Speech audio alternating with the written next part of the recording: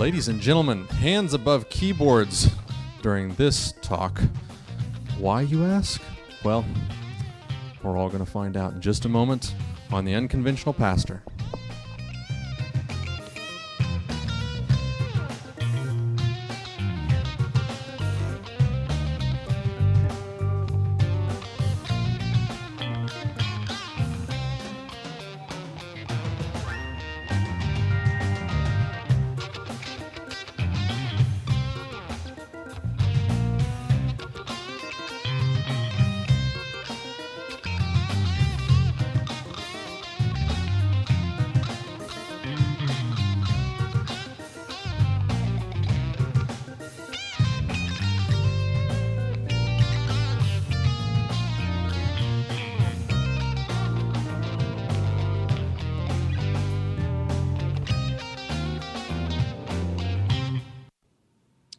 Well, good evening. Finally, we get here. It's a bit late. I had a really bad firewire connection here that was had to find, and I had no audio. And for a while, they were trying to figure out what's going on. But such is the fun with technology. But good thing I have a whole slew of firewire cables around here, which is helpful to have. Tonight, I'm talking about sexuality and some of the problems that Christianity has actually created in that arena that give both Christians and our culture, in my opinion, some difficult times in dealing with and shaping it in our culture as to how we regulate it, how we understand it, how we relate to it, how we relate to each other, and things like that. So that's what I wanted to talk about. And part of the reason was that I had seen a number of things going on Facebook and over the internet where some of these issues were coming up. And I felt badly that I see a number of people who really suffer unnecessarily because of the way that Christianity has in some ways so misunderstood our sexuality and caused people to relate to it poorly. And part of this comes from Christianity's love for the dramatic, the hyperbolic, the extreme. Notice that after a while, if you start paying attention to it, you'll notice that almost everything in so-called biblical circles is to the extreme when it comes to an interpretation.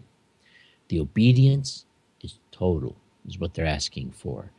The holiness is complete. God is described as omnipotent, omniscient, omnipresent. It's just overkill across the board. And now, I don't know if you noticed this, but did you know that the Bible nowhere even talks about God being omniscient or God being omnipotent or God being omnipresent? Now, it does say some things that some people interpret as indicating that this wouldn't make sense unless God were omnipotent, omnipresent, and omniscient. And, fine, maybe he is. But I don't see that those verses have to be understood that way. But the point I'm trying to make is this, that even in the biblical record, that wasn't the focus. In fact, even in the Hebrew culture, they were more interested in knowing what it is they were supposed to do to relate to God than they were interested in knowing just specifically, metaphysically, what are we talking about when we're talking about God? They were not really all that into the theological aspects of it, as it were, like we Westerners are, and we've excelled at it. And we've excelled at it in a variety of ways and pushed it way beyond its practical limits. And this includes even the ways that we have related to sexuality. I don't recall which church father it was that I was reading, but there was a time years ago when I worked my way reading through almost all of the extant church fathers.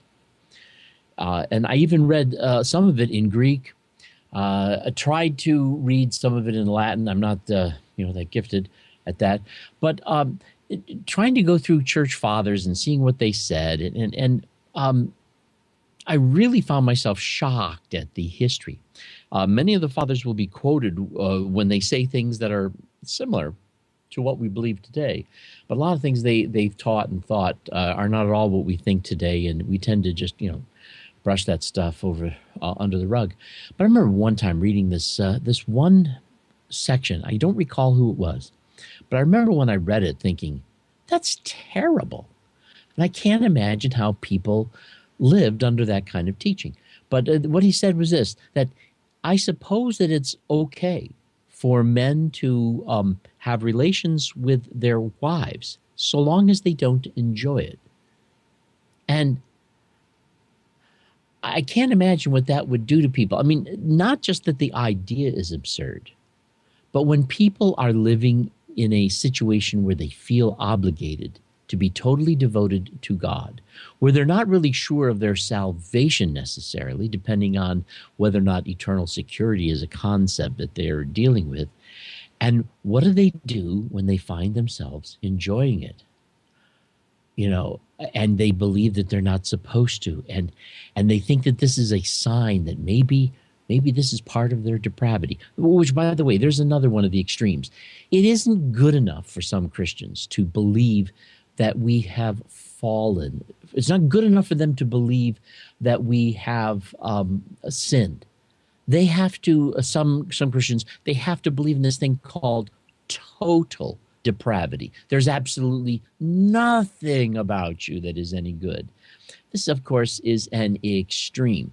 Even, Anselm, I suppose, his definition of God was that concept greater than which you cannot conceive. This is who God is.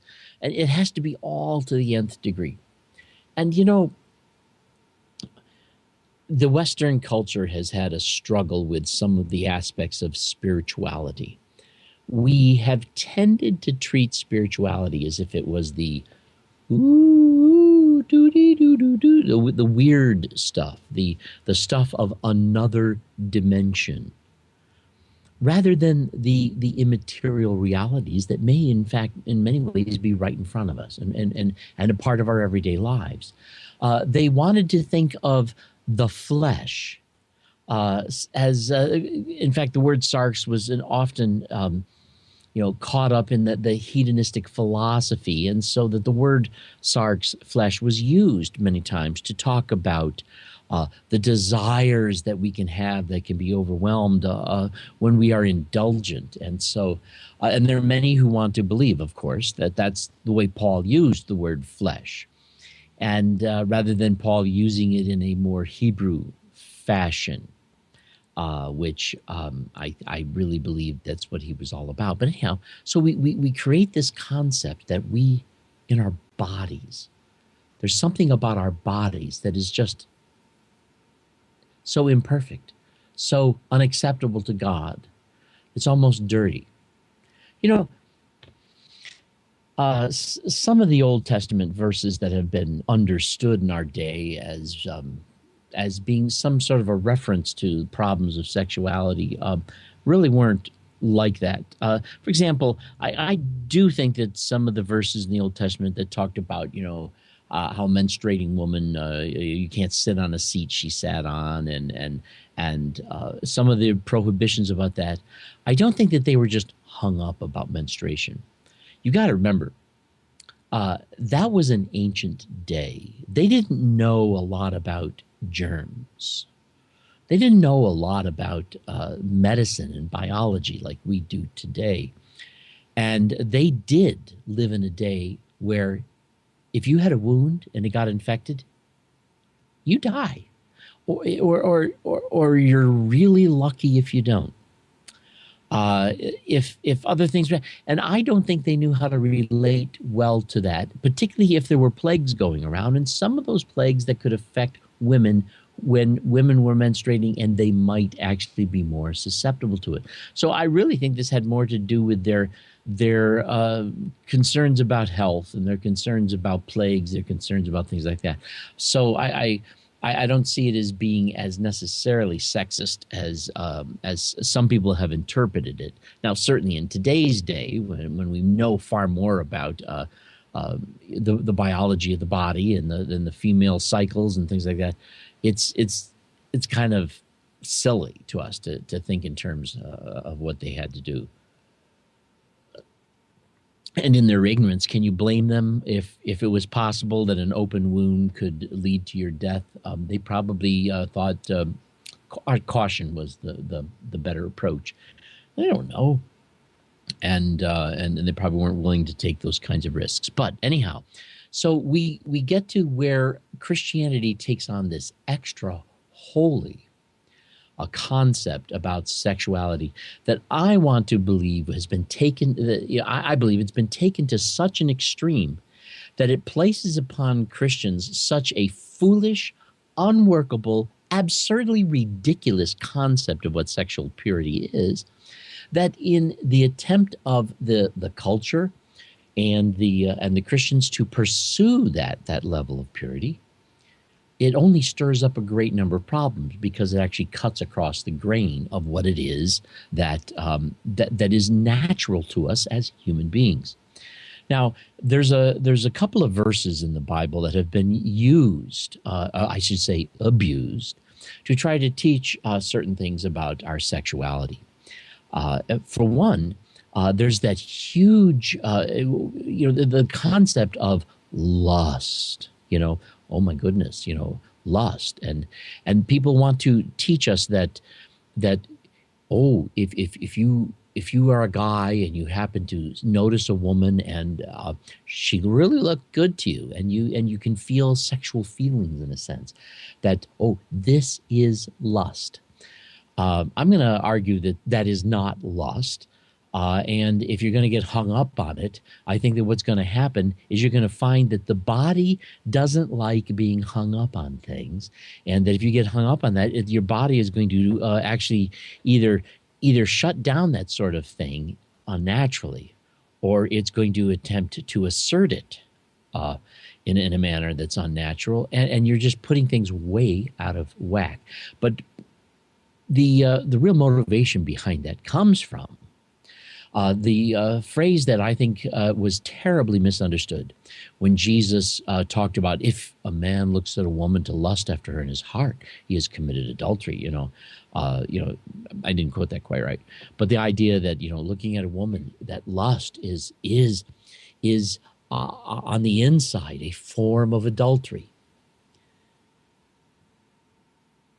I find that to be one of the most hypocritical and absurd things that Christianity can claim in light of all of the reality checks that they should have had. Because as far as I'm aware of, at least when it comes to heterosexual men, I don't know any men who do not find that is in them a natural response. Now, I do know men who are, undisciplined, and they have no concept of self-control, and this is a thing that is way out of control. But I really don't know any men who can claim they don't have that experience ever. It's just not. It's not real. It's a normal and it's a natural experience. Now, what you do with it, and whether or not this is the way you're spending your time and devoting your life, that's another question. But the mere experience and the potential and the fact that the male sexuality is very much wired neurologically to visual stimulus is you're basically wanting to condemn yourself for breathing air, sort of, and you're going to feel guilty about that. I imagine you're going to ruin your respiratory cycles here trying to live holy with that. I can't imagine. Now, I'm going to argue that when Jesus was saying that, he was actually mocking. I think he was mocking the Pharisees and their claim to spirituality because of the fact that they adultery was a big thing for them. They wanted to stone people, and according to one story that worked its way into the Bible even later in John, I think chapter 7, The woman caught in the act of adultery, and they went, oh, what do you say? Should we stone her? The law says we should. What do you think? And that's that story that we have where Jesus says, "Let he who is without sin cast the first stone." Of course, talking to some hypocrites, he may have taken quite a risk there saying that. I don't know, but in the all of this focus on on adultery, Jesus is mocking them. I really think that in some ways, a lot of the laws concerning adultery, a lot of it had more to do with appropriate boundaries and societal structure than it had to do with sex. I don't think that was the point. Certainly, sex is a part of what's going on in adultery, but I'm not saying I'm not trying to minimize the impact that that sexual betrayal can have on us, and I want to say a little bit more about that in a moment. But I think that the focus there had more to do with appropriate boundaries and the culture and the society and the family structure and the relationship that exists between a man and a wife. And this adultery thing is a violation of that. And in fact, I got to be honest with you, as far as I'm concerned, if a person is committing adultery and you're upset over the fact that they're having sex, but you're not upset over the fact that there's something wrong in the relationship, that there's something threatening the family, then I think you've got your focus in the wrong place. And this is why, part of the reason why I think that Jesus was mocking the Pharisees. Oh, okay. You guys think you're so pure. You think you're so holy. I'll tell you what, if you're really this holy as you want to pretend you are, I guess, you in order to be really that holy, you can't even be looking. Are you doing that? And I'll tell you what, since you are looking, we know you're looking. I know you're looking. You know you're looking. There isn't a man alive who knows you're not looking, or knows that, they know. Okay. All right. So that's the case. Well, I'll tell you what, if you were really that serious about believing yourself to be that pure, I got a good idea for you. Here's the way to be really pure. Why don't you pluck your eyes out? Okay, yeah, because I'll tell you what, it's better to pluck the eyes out and enter into life maimed than to have to, go down into the pit, a hole. It's better to do that. And of course, I think that Jesus was talking about the garbage dump there, not actually hell, because you stone adulterers and then you throw their bodies into Gehenna.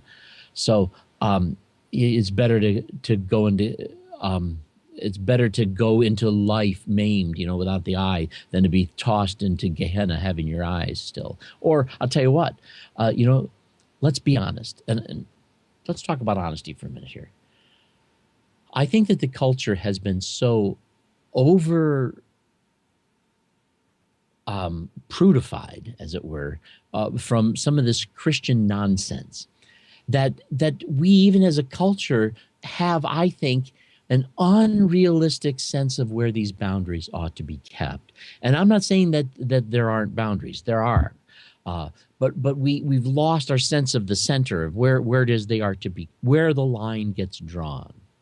And having lost that, we actually live in a culture where the truth is, there's a lot of things men aren't talking about that if women knew, they would not be happy with this, because they've been taught that this is the sort of thing that is not to be. And you know what? It's the other way around too. There are things that women think, that feel, that they do, that they don't really talk to men about, because we live in a culture that tells us they should. Anyhow, so there's a sense in which in our culture, we live in this sense of taboo, where it is very difficult for men and women to be genuinely vulnerable and honest with each other about who they are, what they are, what they do, how they feel, what they think, and that this is really even okay that they go through all of these different processes. It's a part of being who we are. And we've made it something that is so taboo, we can't even really talk about it all the time. But anyhow, in the honesty, here's one of the things that we need to recognize. You know what? These guys, the Pharisees, these people so pure before God, they wouldn't commit adultery and things like that. Let me ask you. This seems like a weird question to ask. Joey wants hands above the keyboard. So, do you think the Pharisees masturbated? Do you think they did? Let's be honest. None of that. But if you know anything about masturbation, and particularly if you're a guy, what do you suppose is going through their mind when they do that? So, I think Jesus makes this mockery of a modest proposal saying, I'll tell you what, maybe you should cut your hand off. Yeah, that'll help. Then you can enter into life pure, like you claim to be.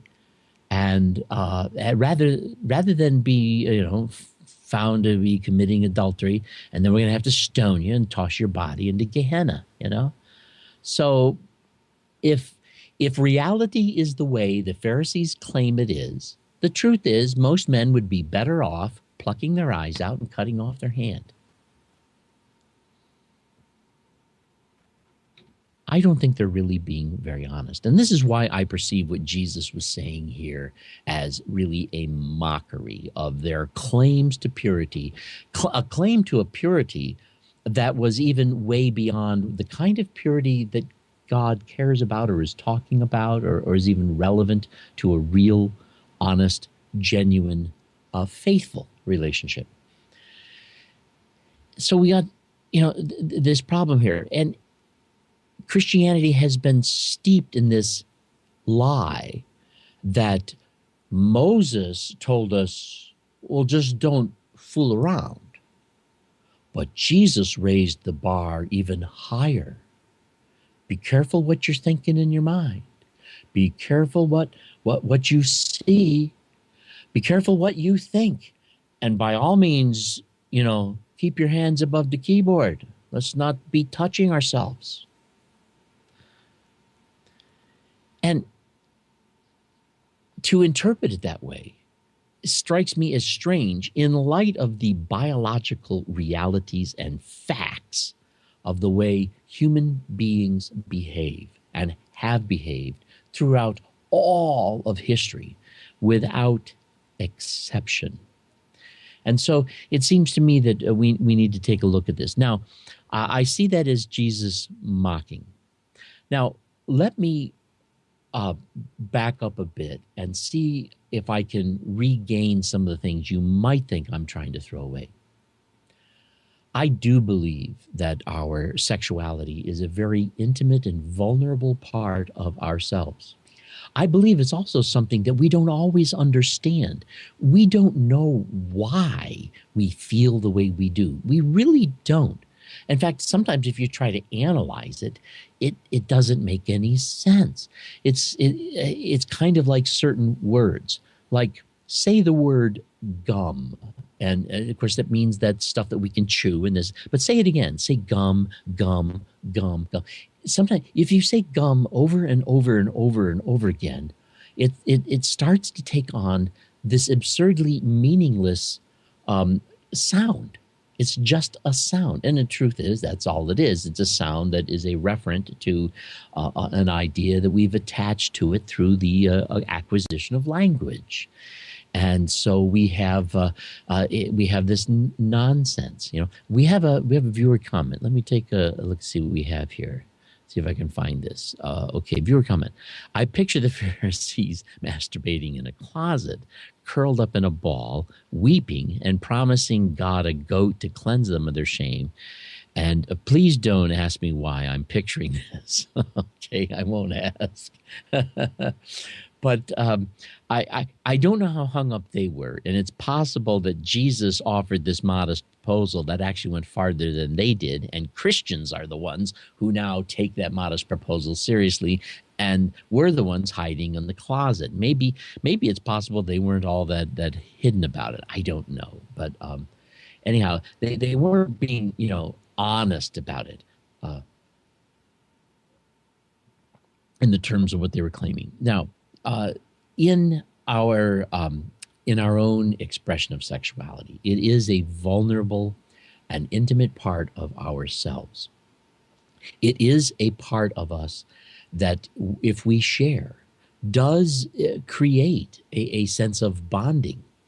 I really do think that it is extremely wise of us to be very careful about the way we behave sexually, in terms of, it's not the kind of thing one should do frivolously. And I think that even the looseness of the culture can sometimes, I think people don't realize that they are giving away a part of themselves that can make things difficult later in a marital relationship. However, I don't necessarily see it as the sort of thing where there is absolutely no room for any sort of mistake or error or experimentation of a sort. I don't see this as necessarily something that is destroying us necessarily.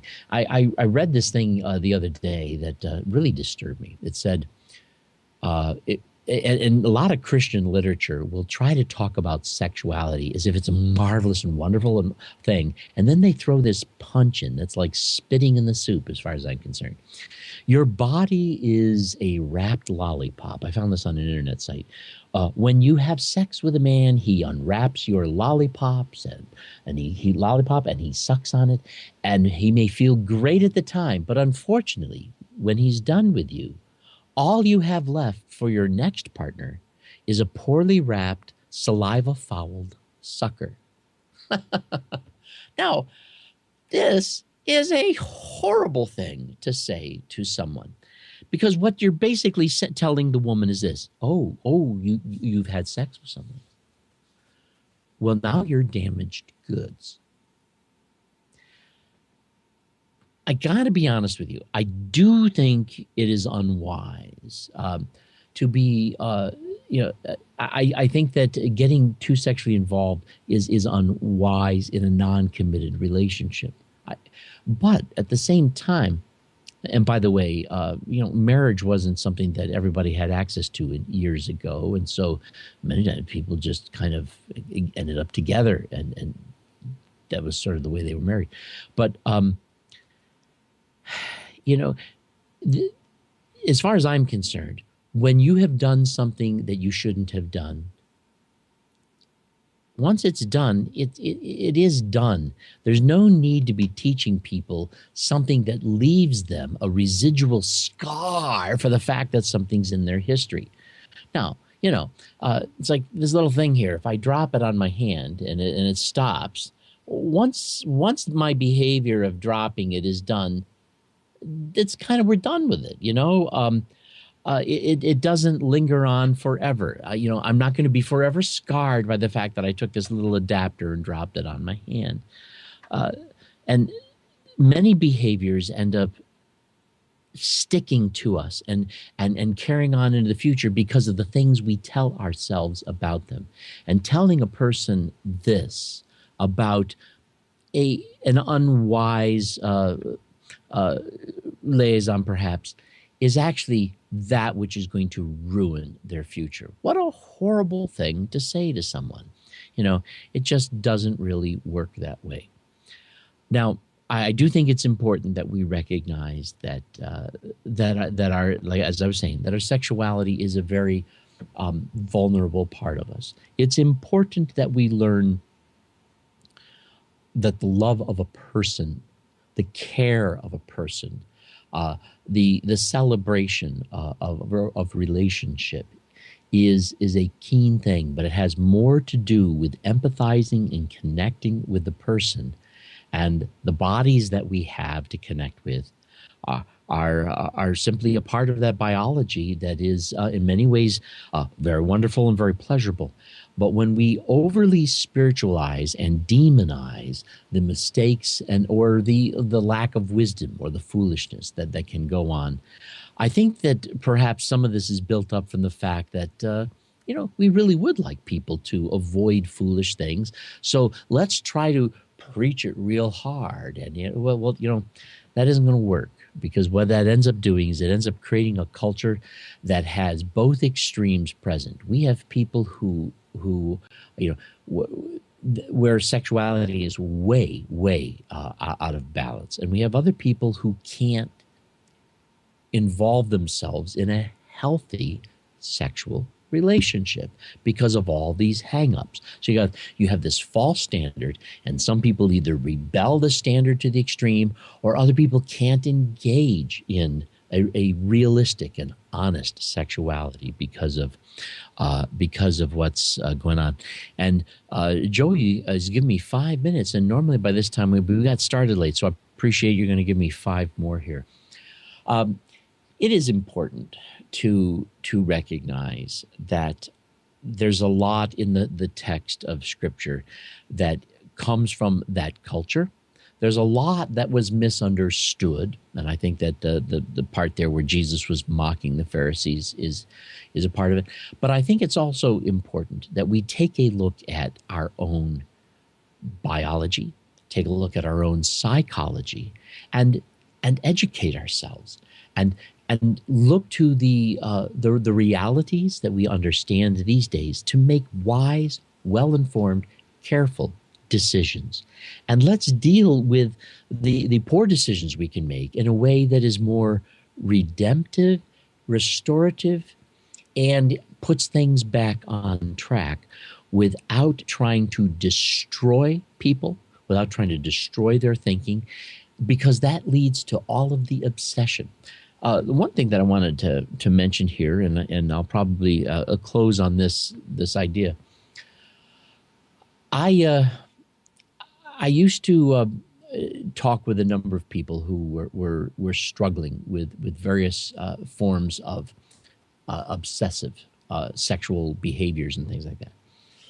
And one thing that I discovered was that when I was dealing with people who were just struggling with learning to regulate their own sexuality, that these were people oftentimes who were just a little confused, a little mixed up, and a little hard on themselves, difficulty in being good or kind or understanding themselves, and they could finally